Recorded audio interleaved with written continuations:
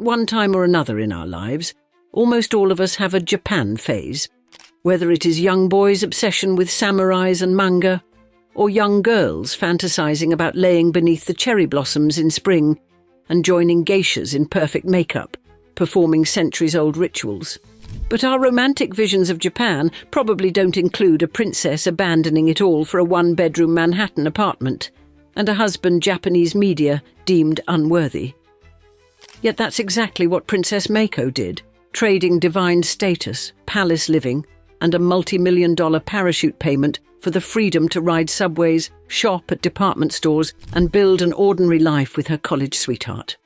Therefore, in today's episode of Old Money Allure, we explore how one woman's simple desire for normal love created seismic waves through the world's oldest continuous monarchy, and what her unprecedented choice reveals about the impossible contradictions facing women born into gilded cages.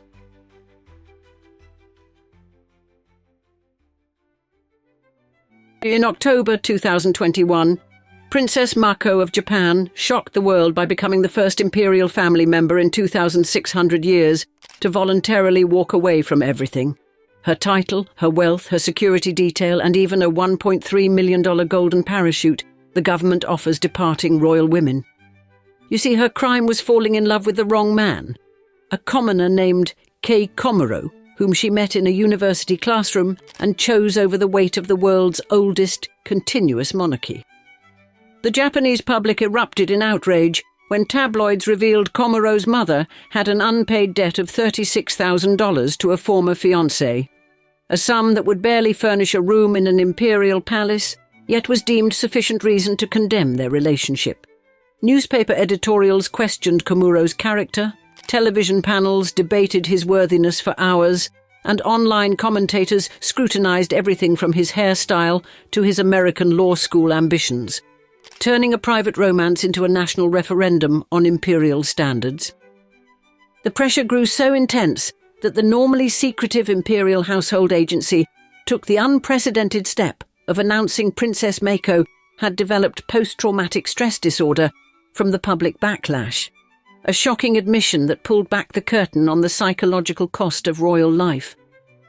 But Mako refused to bend despite the diagnosis, defying her entire family legacy as a direct descendant of the sun goddess Amaterasu, a lineage that makes the Japanese imperial family living deities according to ancient Shinto beliefs. At her peak, Mako commanded a personal fortune estimated at $5 million, lived in a palace with a staff of hundreds, and held a position so revered that commoners would bow deeply in her presence, all of which she surrendered for a one-bedroom Manhattan apartment and the freedom to love whom she chose. And the imperial family maintained staggering wealth, priceless art collections, multiple palaces, jewels, ceremonial treasures, and an annual government allowance exceeding $180 million, making Mako's financial sacrifice almost incomprehensible to ordinary people. Her decision to reject the customary $1.3 million payment, typically given to departing princesses, underscored the purity of her intentions. She wanted neither title nor money, just the freedom to marry without public approval. When the couple finally wed after a 3-year engagement marked by media persecution and family pressure, they did so at a simple ward office. No imperial rites, no traditional kimono, no celebration banquets, just paperwork and a brief press conference. Their press appearance revealed Mako's transformation, the poised, silent princess, trained since birth to reveal nothing, suddenly spoke with quiet conviction about choosing love over position, authentic happiness over prescribed roles. Hours later, security cameras captured her final departure from the palace grounds. 30 years of imperial life reduced to a few suitcases as she walked away from everything she had known since birth. The couple soon boarded a commercial flight to New York City, with paparazzi documenting Mako's first moments as a commoner, pushing her own luggage cart through the airport terminal, a task previously performed by imperial staff. In Manhattan, former Princess Mako became Mrs. Komuro, taking her husband's surname and joining him in a modest Hell's Kitchen apartment, where neighbours had no idea a woman raised as a living goddess now rode the same elevators. Within weeks, Japanese tabloids published photos of Mako shopping at Bed Bath & Beyond. The princess who once wore tiaras now selecting bath towels. The woman whose meals had been prepared by imperial chefs now pushing a grocery cart. Her husband secured work at a Manhattan law firm after passing the New York bar exam, while Mako leveraged her art history education to volunteer at the Metropolitan Museum of Art. Their ordinary professional struggles are stark contrast to ceremonial palace duties. Thus, at 31 years old, Mako now walks freely through New York streets, unrecognized, unguarded and unburdened by the crushing weight of representing a 2,600-year dynasty that continues without her. Her extraordinary journey from imperial throne room to Manhattan sidewalk raises a profound question. What childhood forms a woman capable of such a revolutionary choice? And what early experiences prepared a princess to risk everything for love?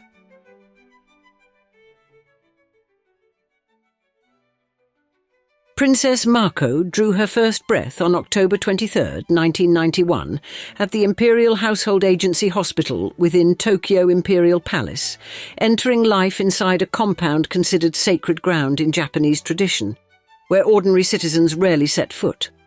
Her arrival marked her as the first grandchild of Emperor Akihito and Empress Michiko, instantly elevating her to a status that fewer than 20 living people worldwide could claim: direct membership in a functioning imperial family with divine origins. The Japanese imperial line claims unbroken descent from Amaterasu, the Shinto sun goddess, through her great-grandson Emperor Jimmu, who allegedly ascended the throne in 660 BCE, a lineage that effectively makes the imperial family living deities in traditional Japanese belief.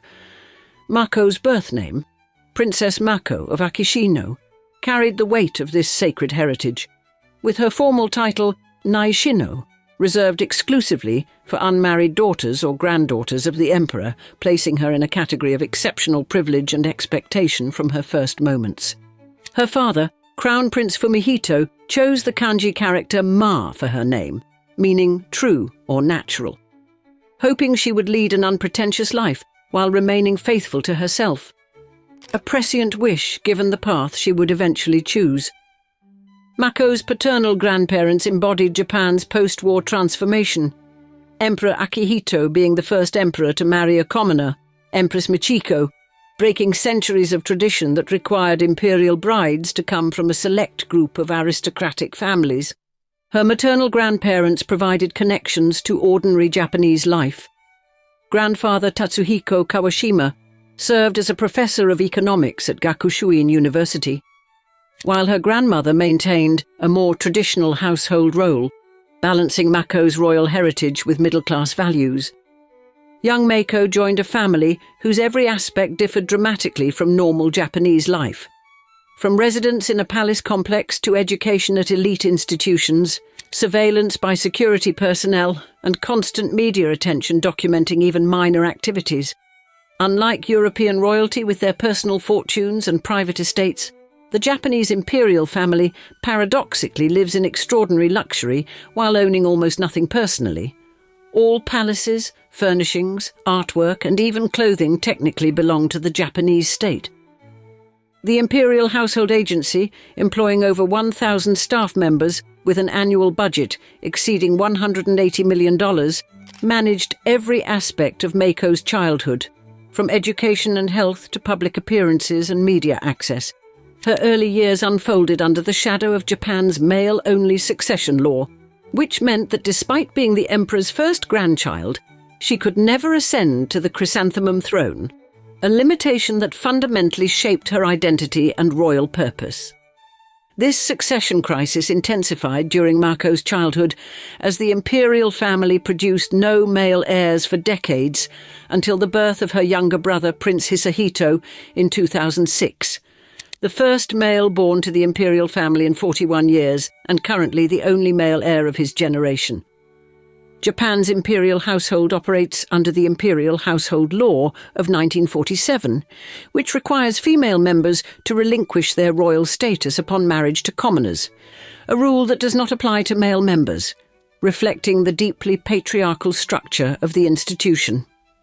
Mako and her sister Princess Kako grew up in a world of carefully calculated privilege, chauffeured to elite schools, dressed in designer clothing for public appearances, but also bound by restrictions unimaginable to their peers, including limitations on friendships, social media, and personal expression. For Japanese citizens, the imperial family represents the living embodiment of national identity and tradition, making each family member's behaviour subject to extraordinary scrutiny and their adherence to protocol a matter of national significance. Mako's childhood featured annual public appearances at New Year's ceremonies, her grandfather's birthday celebrations, and other imperial events, where she stood on palace balconies in formal attire, waving to crowds with the precise, restrained movements expected of imperial women. The cultural expectations placed on imperial daughters reach far beyond those faced by princesses in other monarchies. They must exemplify Japanese feminine ideals of modesty, self-effacement and filial piety while maintaining perfect composure under constant observation. As Mako developed her own personality and dreams, tension grew between her individual desires and the weight of 26 centuries of tradition, setting the stage for the extraordinary choices that would eventually distinguish her from every imperial family member who came before her.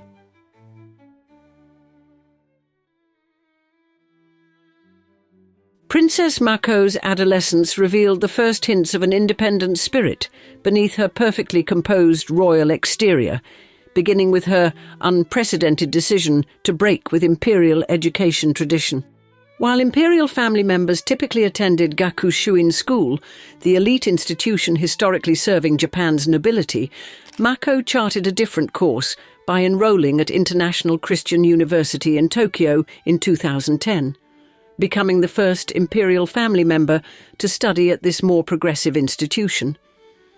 Her educational choices continued to reflect growing independence, studying English at University College Dublin, spending 9 months at the University of Edinburgh for art history from 2012 to 2013, and earning a master's degree in art museum and gallery studies from the University of Leicester in 2016.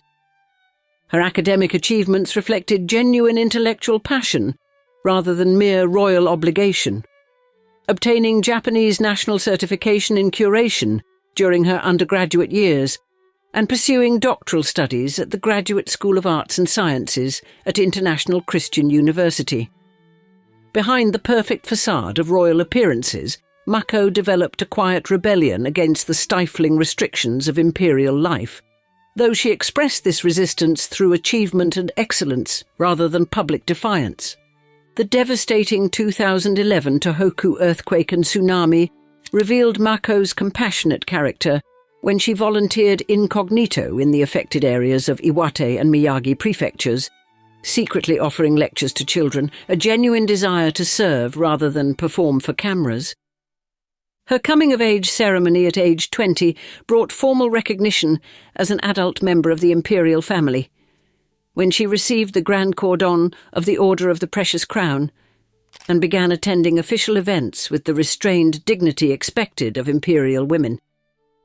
Even as she fulfilled these ceremonial roles perfectly, Mako cultivated an intellectual life that prepared her for potential independence, focusing on art history, a field that could provide career opportunities outside the palace walls if circumstances ever permitted.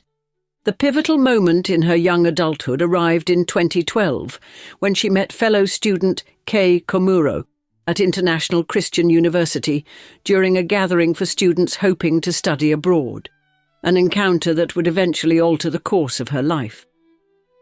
Their relationship developed slowly and discreetly over the next 5 years, hidden from public view as Mako completed her education and fulfilled her imperial duties without hint of the dramatic choice looming in her future.